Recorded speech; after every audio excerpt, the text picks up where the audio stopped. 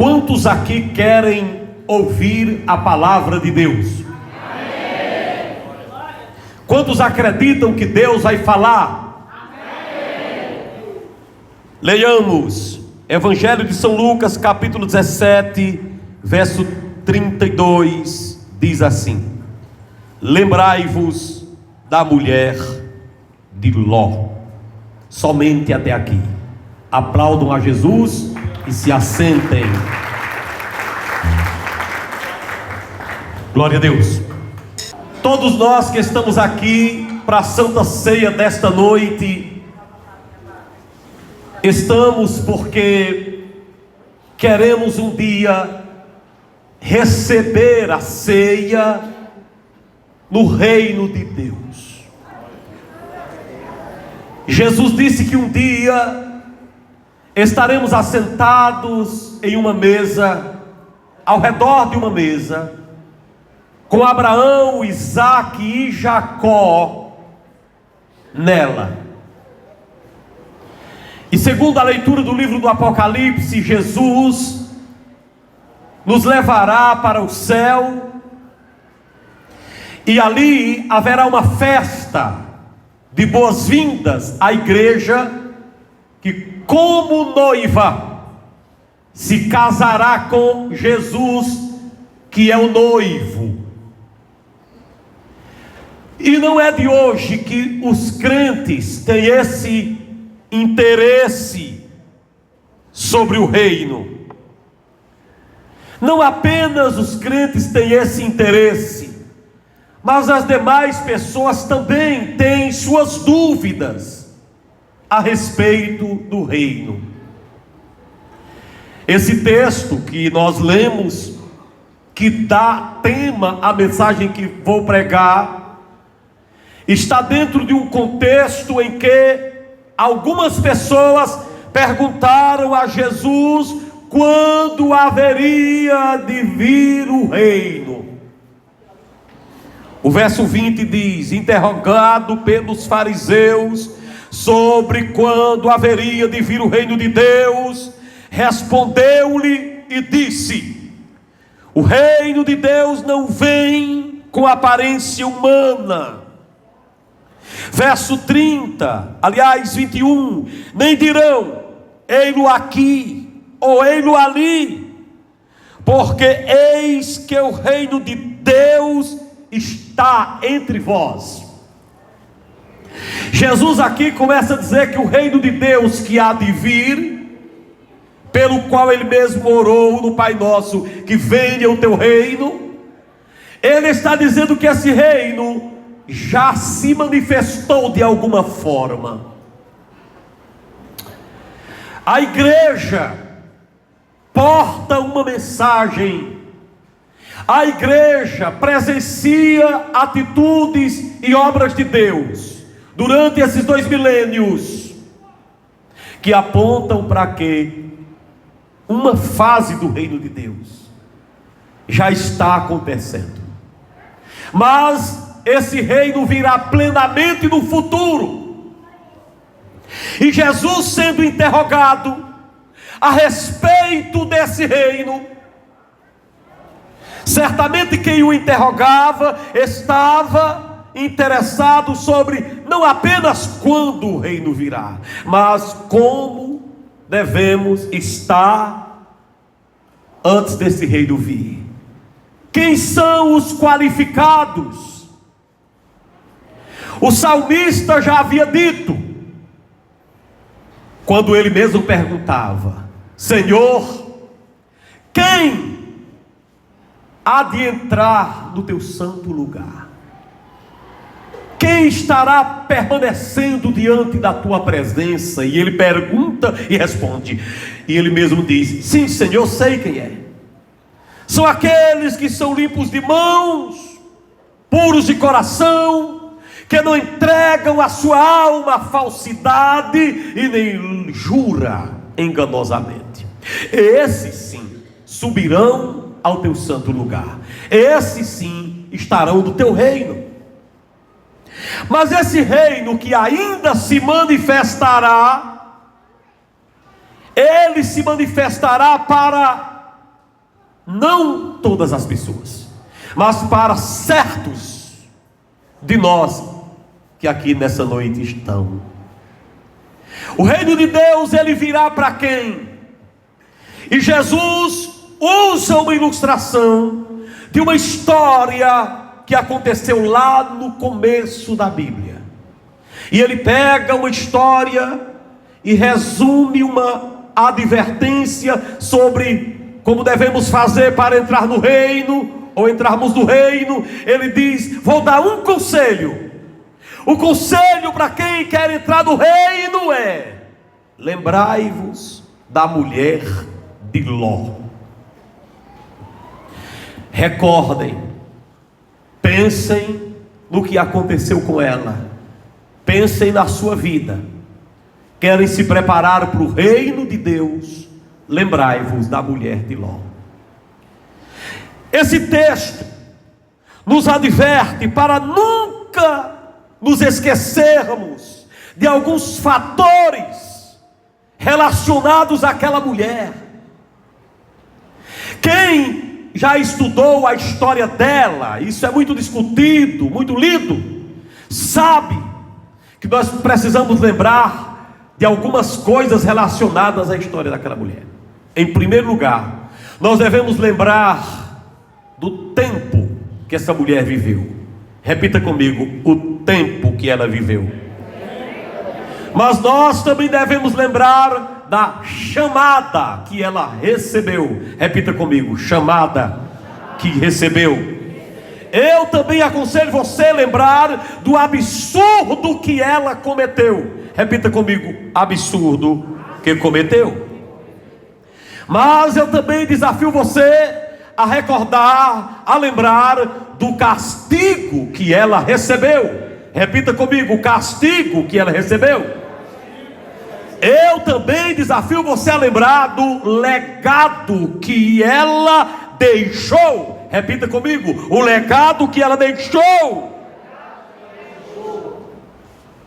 Essas 5 coisas devem ser lembradas por nós. Primeiro, o tempo que ela viveu. Ela viveu em que tempo? Um tempo parecido com o nosso, um tempo de devassidão. Ela viveu numa época de muito pecado. Ela vivia num contexto tão pecaminoso que Deus disse: eu vou destruir a cidade. E Abraão, ao ouvir isso, disse: Senhor, mas 2 cidades tu vais destruir, o ímpio com o justo, e se lá nas 2 cidades tiverem 50 pessoas justas, Deus disse: eu não destruirei. Eu vou perguntar outra vez, Senhor, outra coisa: se tiverem 45, Deus disse: se tiverem 45 justos, não destruirei. E se tiverem 40, Deus disse: eu falo a mesma coisa. E ele foi baixando até chegar em 10. E Deus disse: se tiverem 10 crentes fiéis lá, eu não destruo as cidades. Então não tinham que 10 pessoas firmes em Deus lá. Deus decidiu destruir aquela cidade, porque a cidade estava numa devassidão. A imoralidade, o sodomismo. Lá, meu irmão, a imoralidade era grande. Em todo canto tinha um prostíbulo. O espírito da prostituição e do adultério e do homossexualismo andava solto. Lá tinham tantos homossexuais. E se existe alguém me ouvindo aqui que seja homossexual, não se ofenda. E nem se alguém aqui me ouve ou pela internet que é adúltero, ou prostituto ou prostituto. Nós lhe respeitamos, mas o que você faz é pecado. Nós lhe amamos, mas o que você faz é obra de Sodoma. Lá tinha tanto homossexual que 2 anjos foram visitar a cidade e eles quiseram manter relações sexuais com os anjos. Será se é diferente de hoje? Se hoje 2 anjos bonitos chegassem aqui na terra e dessem bobeira, eles iam partir para cima dos anjos do mesmo jeito. E Deus vou destruir essa cidade imoral, essas duas cidades imorais. Foi nesse tempo que ela viveu. A mulher de Ló viveu nesse tempo. E eu acredito que nós estamos vivendo também num tempo assim. Num tempo assim. Eu duvido se a maioria dos que aqui estão, ainda na sua vida, por mais que você seja sincero, e parabéns por ser sério, mas a maioria dos que nós aqui estamos já recebeu em algum momento da vida uma cantada de alguém ou de mais de um para pecar imoralmente. Todos nós que estamos aqui, grande maioria. Alguns caíram, mas outros se mantiveram de pé. Alguns aqui. Quem não caiu é porque ainda está que nem Ló, que mesmo diante daquela situação terrível, ele e sua mulher ainda se mantiveram na presença do Senhor. Porque no meio de uma sociedade pecaminosa, ainda existem aqueles que pisam na cabeça de Satanás e dizem assim: quem manda aqui é Jesus Cristo, quem manda na minha vida é Jesus, e meu corpo é santuário do Espírito Santo. Certa vez eu estava no meu gabinete e alguém chegou, trazia na mão um envelope, 2 envelopes, um era o dízimo. Ela foi me entregar. Eu disse: irmã, passe lá para o altar e entregue no altar. Não, mas eu queria lhe entregar. Eu disse: entregue no altar, por gentileza. Ela veio, entregou e voltou e disse: mas eu queria também entregar outra coisa. O que é? Uma carta. Pois não, eu vou ler. Não, deixa eu sair. Quando eu sair, você lê, e mais tarde eu volto, outro dia eu volto para saber a resposta. Pois não, quando ela saiu eu fui ler. Dizia: amado. Amado? Eu sou Amaro, mas pode ser que seja um erro de escrita, né? Amado, você é muito lindo.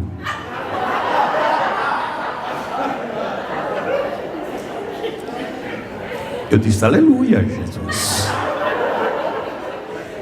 Mas eu tenho percebido que você olha para mim com um olhar muito bonito. Eu disse: já não tem futuro isso aqui, que meu olhar não é bonito, que é um olho para a serra e outro para o crato. Aí ela disse assim: saiba que eu estou às suas ordens. Eu digo: está queimado, Satanás. Está queimado, estou às suas ordens para o que você quiser. Eu digo: está queimado. E não fique se escondendo, que seu olhar para mim é olhar de ternura, é olhar de amor, como quem quer me dizer algo e não tem coragem. Eu disse: mas é o diabo. O que você quiser, estou às ordens. E volte em 8 dias para saber a resposta. Desse jeito, cão bem direitinho. Peguei a carta, fui em casa. Eu ainda morava aqui. Eu disse: Elane, lê essa carta. Como eu estou famoso e lindo. Bem que mamãe disse que eu sou bonito. Ela leu e disse: você está abafando, viu? Eu disse: essa infeliz disse que vai voltar daqui a 8 dias. Ela disse: guarda a carta aqui. Nós guardamos. Com 8 dias ela voltou. O cão é sujo. Sentou no meu gabinete e disse: a paz do Senhor. Ainda diz a paz do Senhor, um diabo desse, né? Disse: leu minha carta. Eu disse: li. Percebeu a sinceridade? Eu disse: percebi. Tem a resposta? Eu disse: tenho. Fica um minutinho. Cheguei aqui, a escada era por aqui. Disse: Erlânia, desce aqui para que dê a resposta à irmã. Ela disse: não, eu quero, minha conversa é com você, não tem nada a ver com a sua esposa. Eu disse: você tem, só vai sair daqui quando a irmã Erlânia chegar, para ela lhe dar a resposta. Satanás. Ela saiu se tremendo, um medo de uma pisa de Erlânia tão grande, que ela nunca mais pisou aqui. Uma vez eu cheguei para pregar numa igreja aqui pertinho, ela não sabia que eu ia pregar. Eu cheguei, a infeliz estava lá na frente. E eu digo: pronto, não era que ela se converta hoje, né? E outro dia eu ia descendo aqui, ia lá para o centro da cidade. Quando eu cheguei aqui perto desse mercado grande que tem ali, eu escutei aquela pessoa dizendo: minhas costas ficaram geladas, a vontade de olhar. Eita, aí daqui a pouco, na terceira que eu não atendi, ela disse, essa pessoa disse: gatão, faz que olha. Eu disse: gatão, eu vou ter que olhar. Faz que olha, gatão. Quando eu olho, um homem.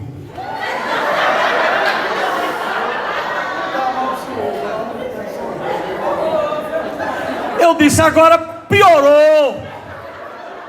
Está queimado 10 vezes, Satanás. A gente brinca, né? Acha graça, mas era uma seta do capeta.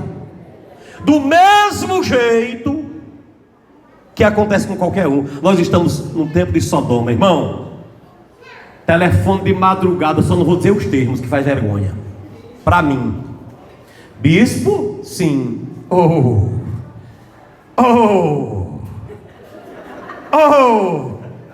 Lindo. De madrugada. Digo: vai pro inferno, Satanás. Olha, 3 da manhã, o diabo ligando para mim aqui.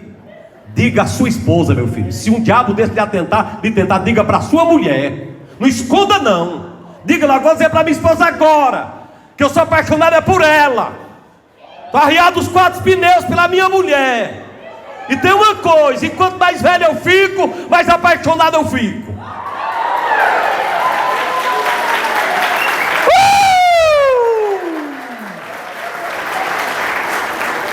Aí eu quero ver o diabo lhe vencer. Agora você fica escutando ligação, e você fica: eu sou um bichão mesmo. Eu sou um bichão. Às vezes um bicho tão feio que nem um papa-vento desgraçado. E o diabo usa alguém para mentir, dizer que tu é bonito, tu sendo feio. Era uma época de Sodoma que ela viveu. Nós vivemos no mesmo tempo. Levante a mão todo mundo. Não tem ninguém que não precise disso. Diga: Senhor, me livre da imoralidade. Pode aplaudir a Jesus de Nazaré.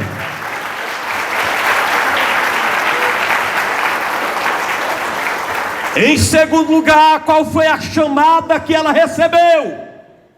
Ela recebeu a seguinte chamada: mulher de Ló, junta tua família e sai daqui. Deus é misericordioso.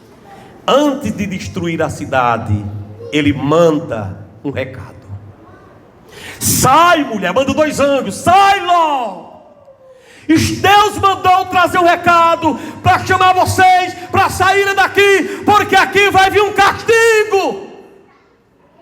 E eles ainda quiseram ficar, porque eles eram justos, mas não eram tão justos. Eles ficaram ali querendo amolar. Os anjos arrastaram-os pela mão, e eles saíram. Essa chamada representa a misericórdia de Deus. Deus, quando vai fazer uma tragédia num canto, Ele sempre avisa. Deus não pega ninguém de surpresa. Ele manda o recado antes. Ele adverte antes. Então essa mulher recebeu a chamada da misericórdia. Saia daí, povo meu. Saia de lá, meu povo. E ela, depois da insistência do Senhor, com a sua família, seu esposo e 2 filhas, ela sai. Tem gente que assim só obedece depois de muita insistência, mas ainda bem que ela atendeu, ainda bem que ela entendeu a misericórdia de Deus, chamando-os para saírem do meio daquela cidade imoral. No Novo Testamento diz assim: sai dela, povo meu, para que tu não sejas acastigado com o mesmo flagelo. Foi um tempo terrível, mas foi uma chamada incrível. Ela recebeu a chamada. Todos recebem a chamada de Deus. Deus não quer que ninguém pereça. Deus não quer que ninguém vá para o inferno. Ele tem uma chamada para todos. Ele vai um dia destruir a terra, como destruiu Sodoma e Gomorra, mas Ele avisa, porque Ele é justo. Ele é justo.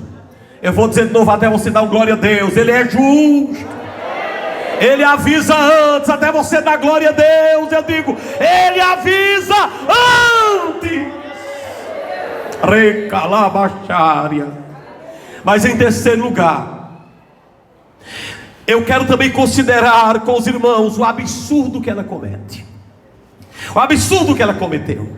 Eles saem, mas Deus havia dado uma ordem: ao saírem, não olhem para trás. Ao saírem da cidade, não olhem para trás. Esta foi a ordem de Deus. Ela ia acompanhada do seu esposo Ló. Diga, seu esposo. Ela ia acompanhada de 2 filhas. Diga, 2 filhas. No caso daquelas 2 cidades só tinham 4 pessoas justas. Somente uma família de 4 pessoas.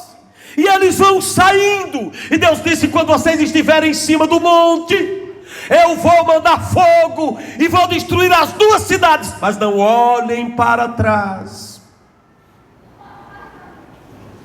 No Novo Testamento Jesus diz assim: quem põe a mão na fé, quem põe a vida diante de Deus, quem começa a andar diante de Deus, ou seja, quem põe a mão no arado e olhar para trás, não é apto para entrar no céu. Se você entregou a vida a Jesus, pare de olhar para trás. Se você já saiu de Sodoma e Gomorra, esqueça Sodoma e Gomorra. Se você já saiu de lá, esqueça aquele tempo, porque já passou.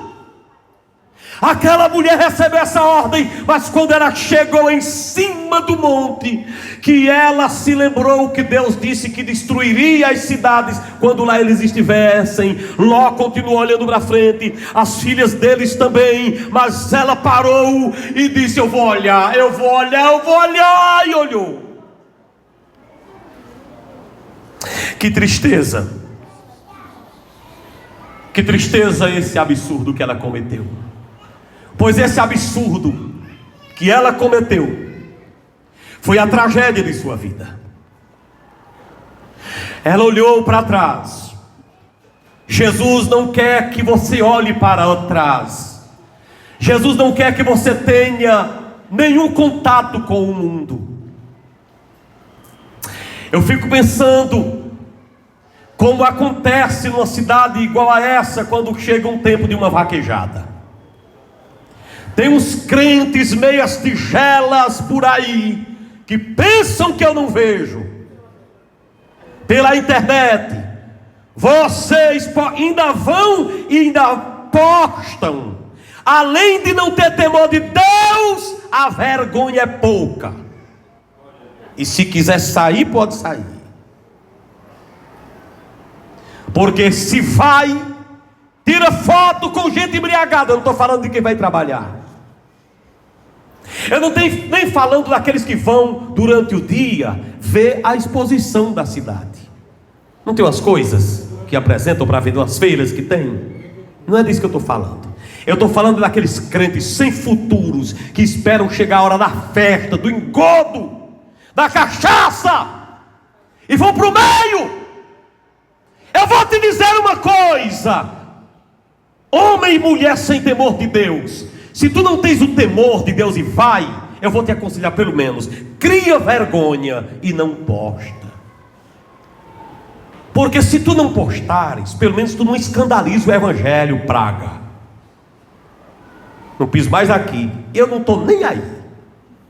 Talvez seja preciso você sair, para outros entrarem, que não entraram por causa do teu escândalo.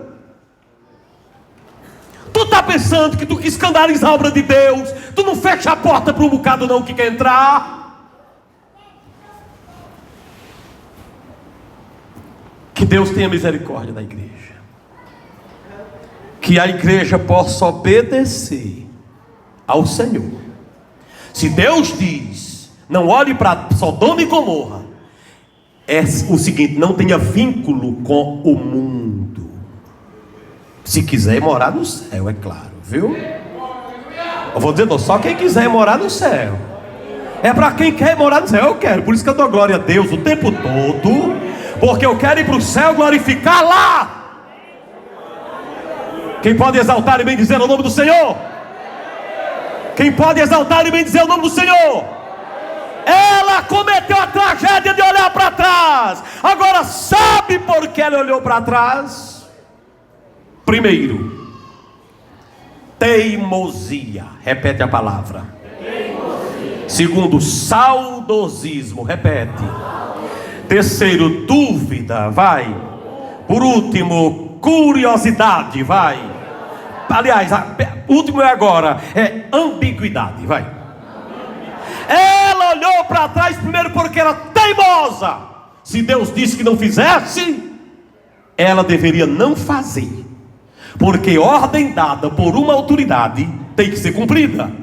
Muito mais por Deus. Mas o que é que tem eu olhar? Se Deus diz que não olhe, não olhe. Todo pecado começa com um olhar.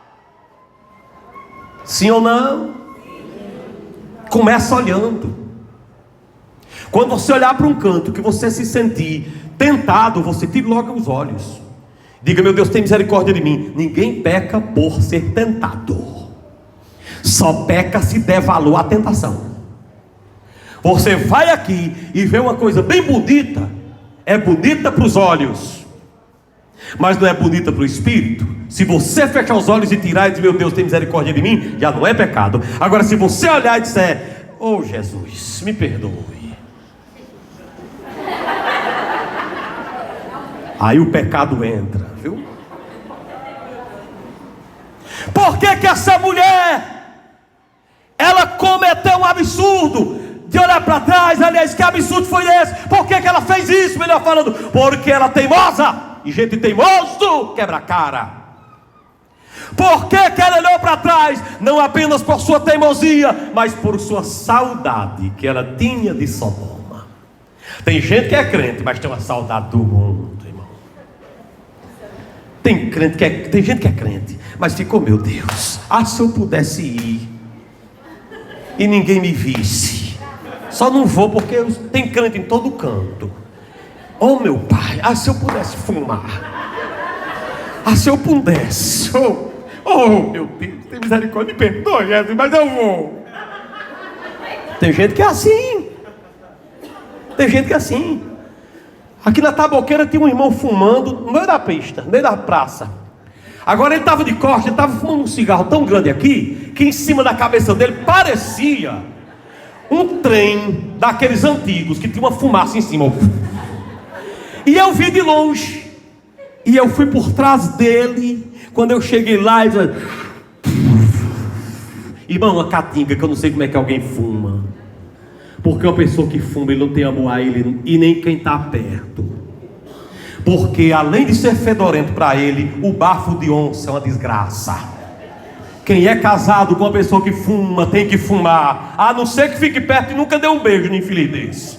Porque na hora que você der um beijo, você ingere fumo, cigarro. E quando eu cheguei perto, eu disse: a paz do Senhor. Quando ele olhou para mim, irmão, ele fez assim, ó: paz do Senhor. E apertou na mão e queimou a mão. E eu disse: eu vou ficar aqui até ele apagar o cigarro na mão.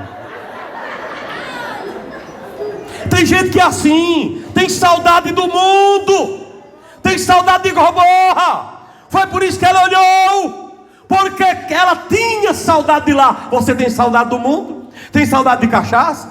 Tem saudade de quê? Quem tem saudade muitas vezes vai olhar, fica olhando, fica ouvindo. Está sabendo que não tem crente entre nós que botam um fone de ouvido aqui? Não é música de Jesus não, meu irmão. Por exemplo, feiticeira. Feiticeira. Aí você diz: pai do Senhor, irmão. Ele só falta dizer feiticeira. Que é o que ele está escutando. Desse jeito. O que ele está escutando nesse celular que você ouve, nesse negócio aí no fundo de ouvido? O que é, meu filho? É por isso que você tem medo de sua mulher pegar seu celular, seu sem vergonha. É porque seu celular tem bagaceira. Por isso que você não quer que ela saiba. E sua mulher é enganada. Se firme em Jesus e deixa de saudade de Sodoma e toma a Santa Ceia hoje na presença de Jesus. Levante a mão, glorifique aquele que vive e que reina para sempre.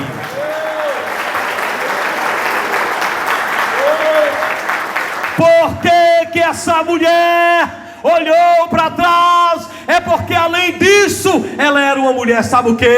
Curiosa. Tem gente que é curioso demais.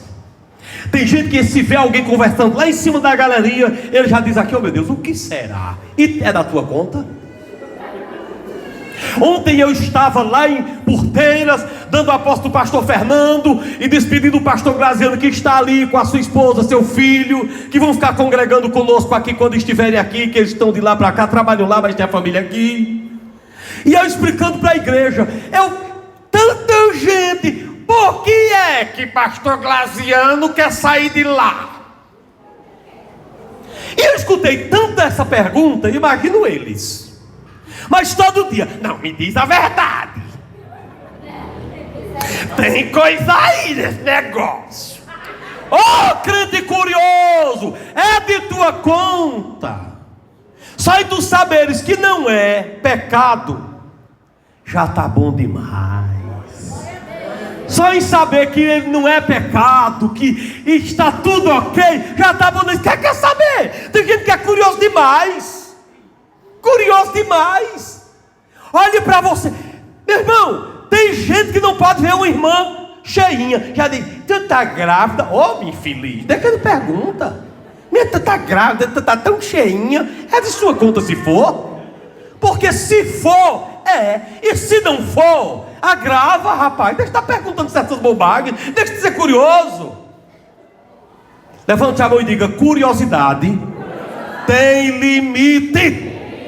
Irmão, curiosidade é uma coisa horrível. Ela quis olhar porque ela estava curiosa para ver como era que ia ser a desgraça dos outros. Eu quero ver cair fogo na cabeça de fulano e tal, que aquilo não prestava. Deixe de curiosidade. Eu não vou mandar você dizer a pessoa que está perto de você. Não é porque você seja papagaio, não. Que quando o pastor manda repetir, não é porque está dizendo que você seja papagaio, não. Quem entendeu? Amém. Quando o pastor manda repetir, é porque ele estuda e sabe que a repetição é um recurso para memorização. Não é porque você seja papagaio. Diga comigo: eu não sou papagaio. Pronto, eu não vou mandar você dizer a pessoa que está perto de você, não. Mas só pense que essa pessoa perto de você não pode ser curiosa demais. A curiosidade é boa até certo ponto, mas não quando a gente fica maquinando. Tem gente é tão curioso que tem duas pessoas conversando ali e ela passa, ó. E ela não é capaz de dizer: revela, Jesus, a mim. Quer dizer, revela e fala. A gente não fica perguntando tudo, não. Ó, Bispo Amaro, me diz uma coisa, fala a verdade, tu enxerga por esse olho?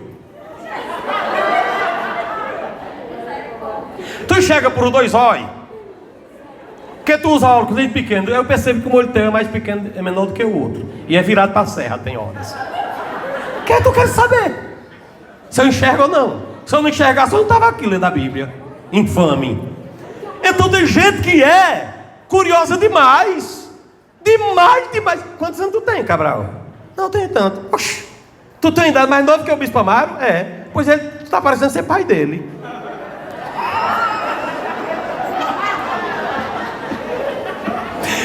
É curiosidade. Bobagem. Essas coisas não valem a pena. Quantos quilos tu pesa? Oh! Quantos quilos você pesa? Cara, você tem nada a ver com tantos quilos que eu peso. Deixe de curiosidade, que certas perguntas constrangem as pessoas. Entenderam? Tu é casada, né? Teu marido tem quantos anos? Ele tem 28. E tu, mulher? Tem 35. É de tua conta se ela é mais velha do que ele, rapaz. Vai cuidar da tua vida e deixa de tanta pergunta, deixa de curiosidade e vai ser curioso concernente a você. Pergunta para tu congrega direito? Tu lê a Bíblia direito? Eu vou falar bem popularmente. Você jejua direitinho, sobe no monte direitinho, é desinvestido. Se importa com sua vida, rapaz. A Bíblia Sagrada diz: não julgueis para que não chegueis julgados, e com a medida que julgar você é julgado. E ainda diz assim: porque tu olhas o argueiro que está no olho do teu irmão e não tira a trave que está no teu.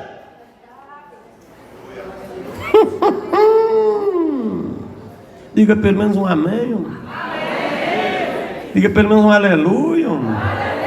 Bata pelo menos umas palminhas para Jesus. Pelo menos.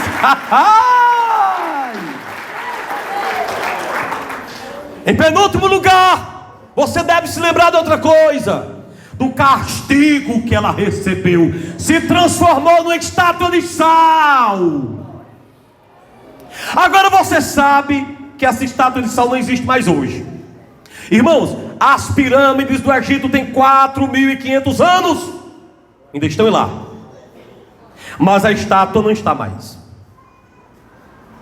As grandes construções dos maias, dos incas, ainda estão lá, mas a estátua de sal não existe mais. Sabe o que aconteceu? Começaram a perceber que era sal e começaram a triturar. E quantas paneladas foram temperadas com aquela estátua? Ela virou tempero. Que castigo miserável! Você se transformar numa estátua de sal. E as pessoas agora: vamos quebrar essa estátua, rapaz. Tem uma vaca ali que gosta de lamber sal. Oh, castigo! Sabe por quê, irmão? Não existe desobediência sem consequência. Repete isso: não existe desobediência sem consequência, como não existe obediência sem recompensa. Obedeceu Jesus, olha até os seus passos. Ontem eu tive um exemplo muito forte. Começo de mês, entrei no carro, Erilânia disse: meu filho, eu preciso de tanto para resolver isso daí da casa, da nossa casa, é tanto. Eu disse: só isso? Deu vontade de dizer: só isso? Que eu não tenho nem a metade. Aliás, eu não tenho nem R$1. Ela disse logo uma nota fechada. Não sei por que as mulheres, elas só dizem a nota fechada, né? É uma coisa, ela nunca diz assim 17 conto, ela só diz 20. Ela nunca diz 95, ela só diz 100, ela arredonda a nota. Nunca bota pra cá, bota pra lá, né? Mas é costume, tá bom. Meu filho, eu estou precisando de tanto. Eu digo: é mesmo? É, pois eu não tenho nem R$1. Ela disse: X. Eu vou dar um exemplo aqui. Pensa num valor. Ela deu sempre esse valor aí. Não era coisinha pouquinha, não. Ainda mais para quem não tem. Mas eu fiquei com tanta pena que eu não gosto de dizer não para meus filhos, nem para minha esposa, nem para ninguém. E eu saí meio: meu Deus, eu não tenho dinheiro. E a deixei aqui no centro, não sei para quê. Que se ela vinha pensando no dinheiro, não sei o que ela vinha fazer. Sem dinheiro não faz nada, né? Aí eu voltei. Quando eu cheguei em casa, tinha 4 ligações de uma irmã. E eu, quando vi, ela estava ligando de novo. Eu atendi: pois não? Ela disse: olha, se tu não atendesses agora, se o senhor não atendesse agora, eu ia entender que Deus não estava mais falando comigo. Porque desde bem cedo que o Espírito Santo coloca no meu coração para mandar tanto para vocês. E eu dei 4 ligações. Eu disse: Jesus, se for da carne, eu vou descobrir agora, eu vou ligar de novo. Se ele não atender, eu sei que é da carne. Aí na hora que ela ligou, eu disse: agora eu sei que Deus falou comigo. Eu digo: com certeza. Era Deus purinho. E quanto é? Ele disse: é tanto. Eu disse: pois nesse tanto, Erlânia disse que precisava desse valor total. Nem passou R$1 para lá e nem para cá. Só sendo Deus na terra.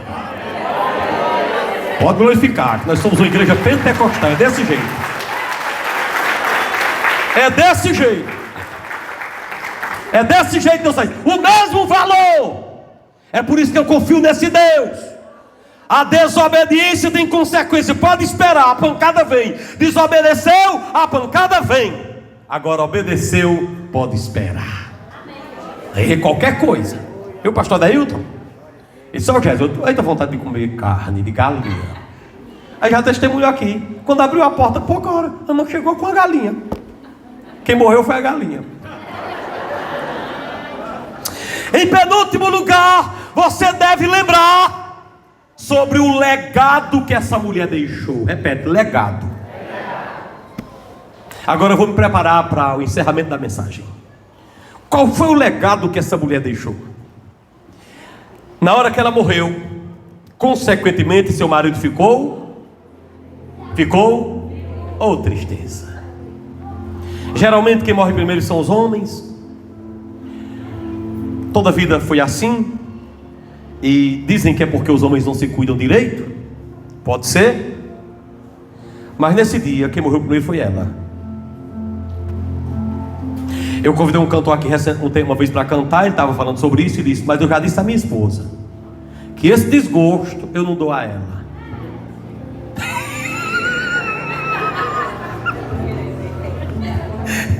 Chaga sobrinho. Eles dizem que toda mulher, o marido morre primeiro. Mas eu já disse à minha esposa: não se preocupe, minha filha, que esse desgosto não lhe darei.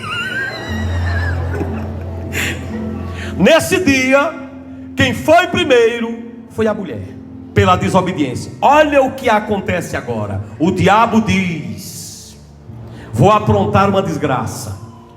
E acontece na Bíblia algo, a coisa mais suja que eu já vi, já li em qualquer lugar. Eu não gosto nem de tratar do que aconteceu com Ló e as duas filhas. Quem conhece a história? Para mim não tem uma coisa mais nojenta do que aquela, na Bíblia todinha. Eu acho que aquilo dali só perde para o Satanás, que se rebelou contra Deus no céu. Porque duas filhas embriagarem o pai e terem relações sexuais com ele é a pior nojeira que pode acontecer. Isso não perde para nada. Mas eles já vinham com espírito de imoralidade lá de Sodoma. E as pessoas que vivem num contexto, no meio da lama, tem que ter cuidado para quando sai do meio da lama, não levar a lama também. Quem entendeu? Tem gente que sai do meio do lamaçal, mas leva a lama. E esses saíram do lamaçal, mesmo sendo crentes, mas ainda levaram a lama. E lá na frente acontece o incesto. E da relação entre filho e pai, nascem dois filhos. Um se chama Amon e o outro se chama Moabe. Eles dão origem a duas nações que se tornaram inimigas de Israel. Olha o legado. Eu quero que você respire e diga: o sangue de Jesus tem poder. Eu pergunto: você quer deixar qual legado? Quando você sair dessa terra, que legado você quer deixar? O que é que você quer que as pessoas comentem a teu respeito? Lembrai-vos da mulher de Ló. Tu queres ir para o céu? Se comporta direito. A mulher de Ló tinha um coração dividido. Ela até começou bem, mas terminou mal. E a questão não é tanto começar bem, é terminar bem. Ela começou bem porque ela saiu da zona de pecado. Ela começou bem porque ela obedeceu saindo de lá, mas não terminou bem. E eu lhe pergunto: como você terminará? Você começou bem lendo a Bíblia e vindo para a igreja, começou bem respeitando a obra de Deus, começou bem sendo dizimista da obra de Deus, começou bem fazendo tudo o que Deus te ordena, a todo custo você se esforçou para fazer. Mas como é que você vai terminar a vida? Você está ascendendo na fé, isso é sério. Ei, mocidade, você jovem, como que você irá continuar? Quem eras tu? Olha para cá, na obra de Deus, meu irmão. Tu congregavas regularmente, tu lias a Bíblia com carinho, tu eras crente, cheio da graça. Quando você começou bem, até se batizar nas águas você se batizou, rapaz. Até obreiro você já foi consagrado. E hoje você vive na lama, enlameado ainda. Você não consegue viver só para Jesus. Você não consegue viver só para Deus. Seu coração ainda está dividido entre Deus e as coisas dessa terra. Você não se preocupa muito com a sua família, em guiá-las nos caminhos do Senhor. Como é que você vai terminar a vida? É transformado numa estátua de sal? Ou transformado em outra coisa? Como que você terminará? Como é que você quer terminar? Sabe como é que eu quero terminar? E eu sei que eu vou terminar um dia. Eu quero terminar como Estevão. Senhor, recebe o Espírito. Aleluia. Eu quero terminar igual Policarpo. Senhor, não lhes impute esse pecado. Eu quero terminar como Mônica. Senhor, tu nunca me deixaste. Por quê que eu te deixaria? Eu quero terminar igual Lutero, que as últimas palavras foram: estou indo embora, estou indo para casa. Eu quero terminar assim. Eu sei que um dia eu vou terminar. Um dia terminaremos nossa luta aqui, nossa labuta. Mas eu quero terminar agarrado com Jesus. Eu não quero terminar agarrado com o diabo. Por isso, eu preciso olhar para Cristo, olhar para Jesus, olhar que a igreja é a única instituição, a maior instituição que Deus tem nessa terra para resgatar o homem do pecado. E parar de me congregar como se fosse uma obrigação, e congregar como se fosse sendo o maior privilégio da minha vida. É estar numa audiência com Jesus, é estar na casa de Deus louvando o seu santo nome. Eu preciso terminar a minha vida assim. Eu preciso terminar a minha vida igual o papai, que alguns minutos antes estava em cima do altar louvando a Deus. Eu preciso terminar a minha vida igual o presbítero Raimundo, o evangelista Raimundo, pai da pastora Wanda, que estava cantando e ele dizia sempre: ah, se Jesus me levasse para o céu quando eu estivesse na igreja. E assim Deus fez. Eu quero terminar a minha vida como Antônio Hermenegildo, 95 anos, entregou o Espírito e disse: estou indo. Eu não quero terminar a minha vida numa tragédia. Eu fico pensando naqueles cantores agora, gospel, que iam cantar no local, e dentro do ônibus cantando, e o policial entra e diz: tem cheiro de maconha. Para o ônibus. E foi descendo, descendo, descendo, e eles perceberam que a maconha vinha do cantor. Mas eles não quiseram se entregar e se agarraram com o policial. Depois descobriram que era eles que carregavam um pozinho para cheirar. Eu não quero terminar minha vida assim. Eu quero terminar servindo ao Senhor. Eu particularmente creio, eu sempre creio numa longa vida, numa longa idade. Eu não sei se vai ser que nem Moisés, mas eu sempre creio numa grande, longa idade. É uma crença que eu tenho, que vai ser assim. Mas um dia vai chegar um encontro com Jesus. Eu quero agarrá-lo, beijá-lo, e não quero que ninguém se entristeça ao ponto de cair. Porque nós temos que olhar para o alvo, que é Jesus, para o prêmio da soberana vocação em Cristo Jesus. Eu quero que seja assim. Eu não quero sair desse mundo e alguém dizer: se foi um crente sem futuro, se foi um crente fajuto, se foi um pastor ladrão, se foi um pastor que enganou. Não, eu quero que se diga: ali foi o homem de Deus, ali foi o homem que serviu, procurou servir a Deus. E você, como é que quer findar a sua vida? Pois que Deus lhe dê muitos anos de vida, muitos anos de vida, Mas até lá, agrade a Jesus. Não fique congregando como se você estivesse fazendo favor a Deus. Não fique congregando como se você quer dar satisfação a alguém. Congregue e leia a Bíblia por causa de Jesus. Eu vou dizer de novo: faça para Jesus. E assim você estará se preparando para o reino de Deus. Eu quero que você fique de pé e aplauda Jesus de Nazaré.